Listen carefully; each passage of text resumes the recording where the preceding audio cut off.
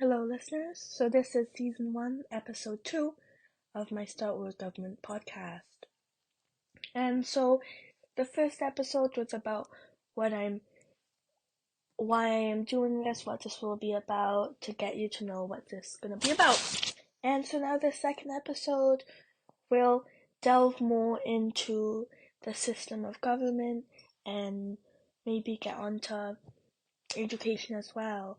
And so, basically, as I discussed before, we'll be using augmented democracy. And so, just to refresh, augmented democracy is a form of direct democracy by using a digital avatar to vote. And so, everyone will have one vote of the people who vote, and it would result in, and the winner, like the vote would be by majority, so whoever does the most. Whatever gets, if it's yes or no, whatever gets the most votes will go through. And because there would be so many people voting, I don't think there would ever be a tie. But if there was, the vote would become invalidated. And so if anyone wants to reprocess that bill, it'll have to be done again. And so also, I'm not discussing this, is that there will also be a board of specialists voted in each section by their like minds.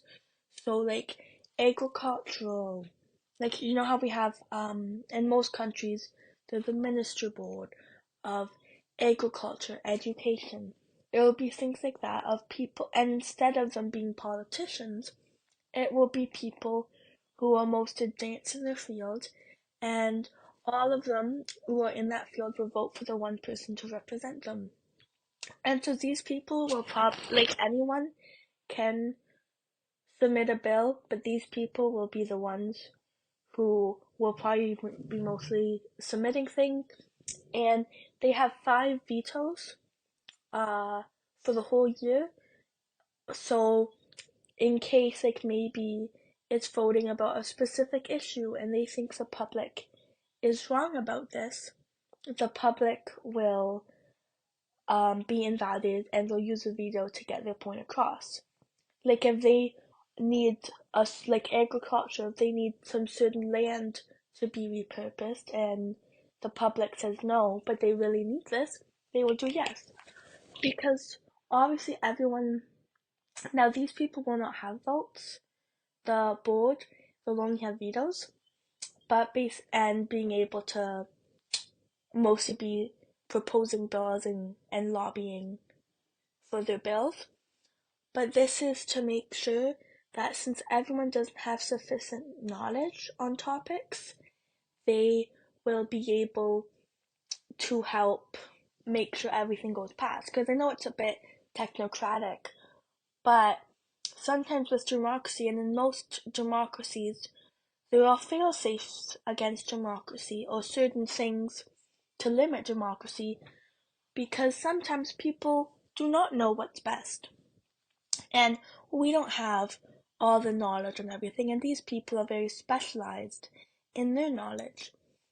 So it's why I give them 5 vetoes.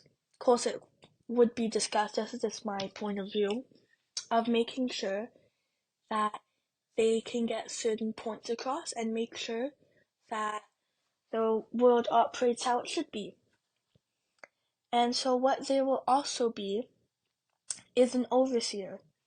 And so this comes, so as I'm a favor of monarchy, and this is kind of like a monarchy, where in today's monarchy, they're mostly like overseers now.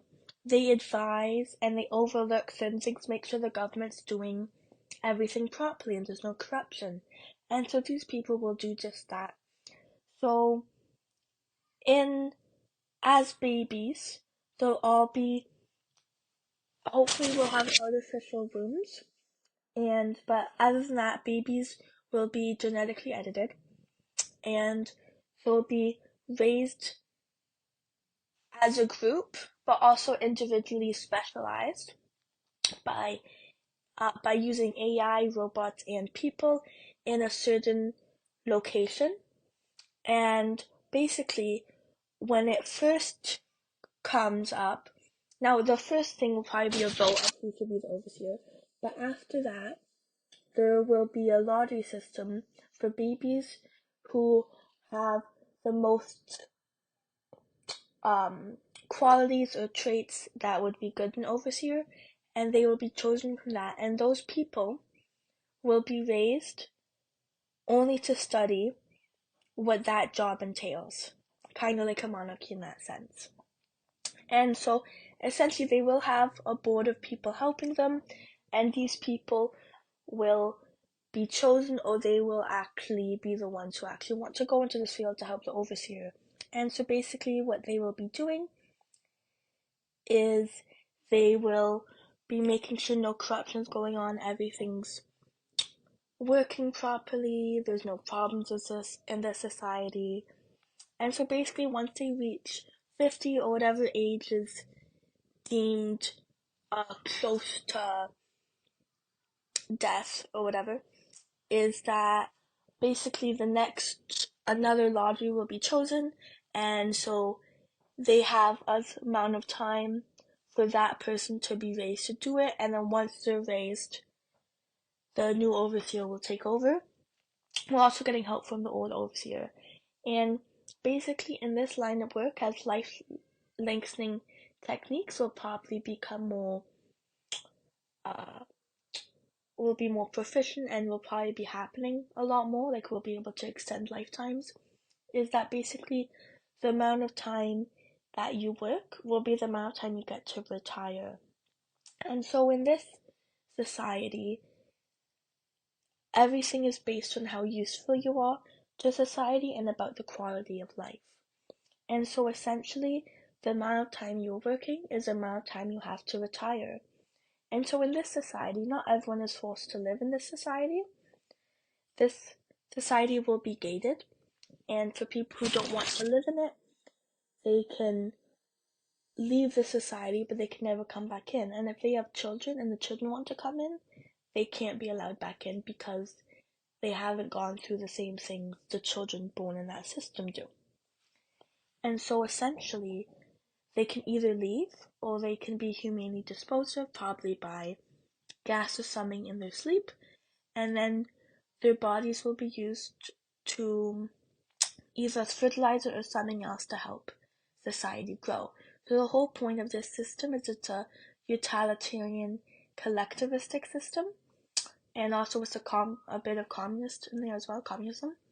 And so the whole point is everyone does what's good for the money, what's good for the society, and also each person is, now obviously it's many over the one, but not each person, now everyone will have their basic needs met if they are contributing to society. Of course, not as children once they reach a certain age, but if you have, now of course with genetic editing, no abnormalities should be present, but if something happens and people are not able to do the best of their abilities, then they will either get a choice to leave or be humanely disposed of, because this society is all about everyone doing their work.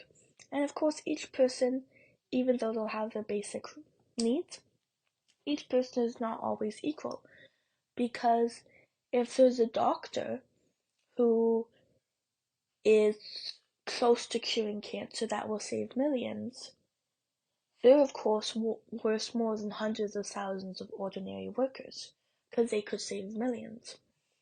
And so there is that. And of course, everyone will have their basic needs met. The wants in the society will be based on your contribution. Now, of course, everybody's part in society is useful, because generally, without one person, a whole society could fall apart. Like if a road worker, without road workers, we wouldn't have roads. But of course, in this society, I bet you've heard of the line in Saudi Arabia, and how architects said it would be much better like a circle. So I propose actually having that type of circle where you'll have everything you ever need. The only reason to leave is to visit other places, and of course, certain historical buildings or things like that will also be guarded. Now, of course, in this society, without having to worry about money, robots and AI will be developed a lot more and will replace certain ordinary jobs. So then, instead of people having to work these mundane jobs, they can go to higher prospects. So this will be more of a highly enlightened society, which is more focused on research than actual labor. So of course, what's most valued in this society will have our artists and journalists and all that stuff. But people who want to work in certain, make sure the government's working well, make sure the technology is working well, make sure the robots or the AI are working well. But generally, most things will be done by AI, like buildings will be done by robots, and most things will be used with AI. And of course, as we know today, neural interfaces have become a huge thing, and what we're hoping is that it will be able, with everyone in the world who knows that topic is working on it, and it's not divided by nation, hood, or corporations or greed. Hopefully this will allow us to have more progress in neural interfaces and technology, and generally hopefully everyone will be born with a neural interface. And I'm not sure if you've heard of the Borg in Star Trek, but they are a collective, like a hive mind, and they also have cybernetic implants, so like cyborgs. And so basically, what I propose is that we have things made like that.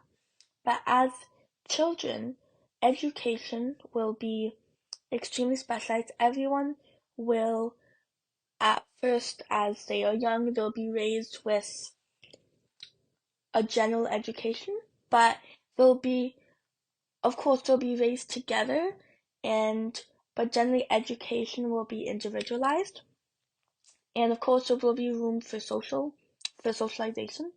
But generally, whenever children decide what they want to do, they of course can change their mind later and go into that specialization, but they will be put into that line of work in education. And of course, if we figured a way to know through tests how much people are inclined to work in certain areas, like, personality tests and who's best suited, maybe that will influence it too.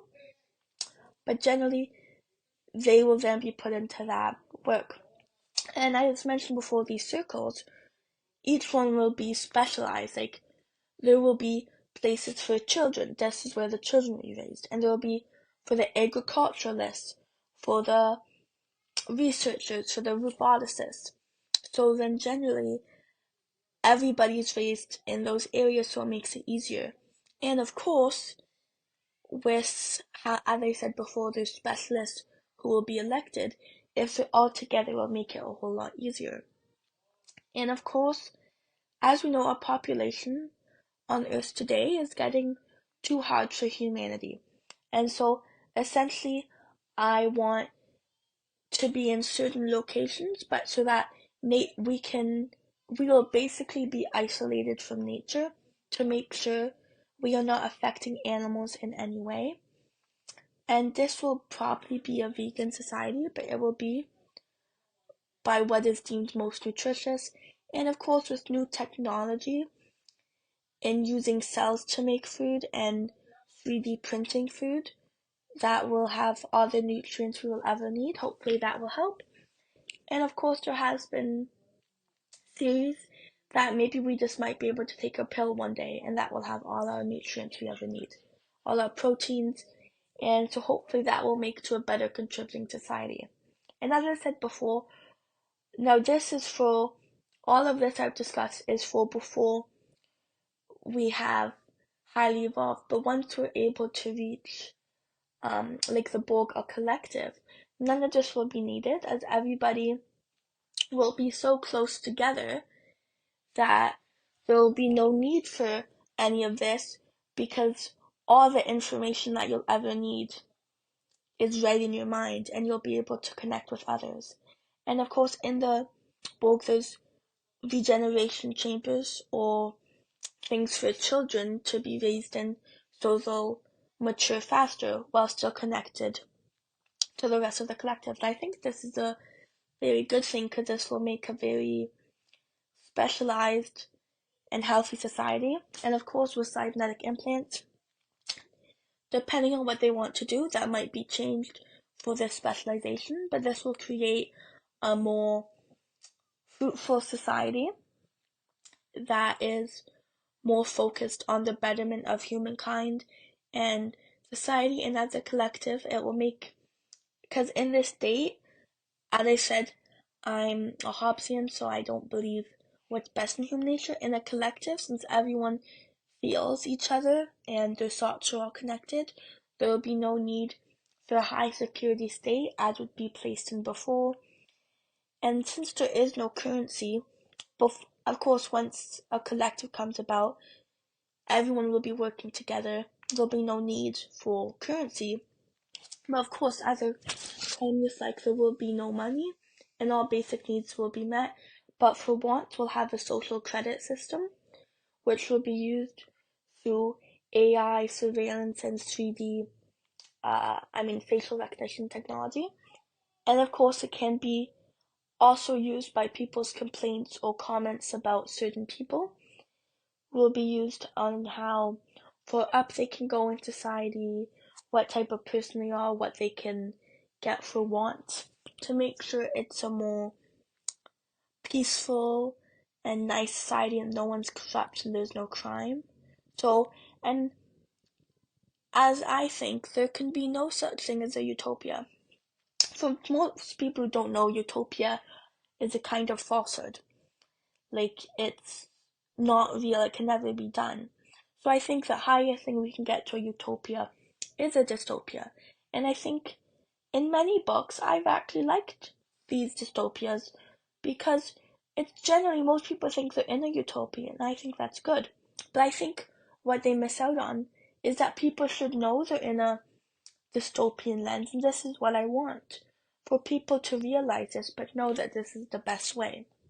Because I think in this world where we value freedom and certain rights, it's not beneficial for all and it's not good for all in that sense. And it creates a lot of corruption, crime, and greed. Because like freedom of speech, for example, people can say the rudest things to other people, and some people commit heinous acts because of it, or they hurt themselves because of it. And I don't think that should be allowed, and it's why I propose this type of social credit dystopian state, because I think it's the closest we could achieve to peace. And of course, as I said before, this is not forced on anyone. If they want to leave, they can. But of course, these people will be monitored closely to make sure their technology never comes near ours and make sure that they can never cause corruption to our society. And of course, I'm not sure what type of gate they would be, but everything will have special security around us using robots, AI, certain electrified fences, things like that, to make sure that we are safe. And yeah, so this is just my second episode about the type of society this would be. Of course, I'll go into more further discussion on certain areas, but this is just a general overview of how this society would be.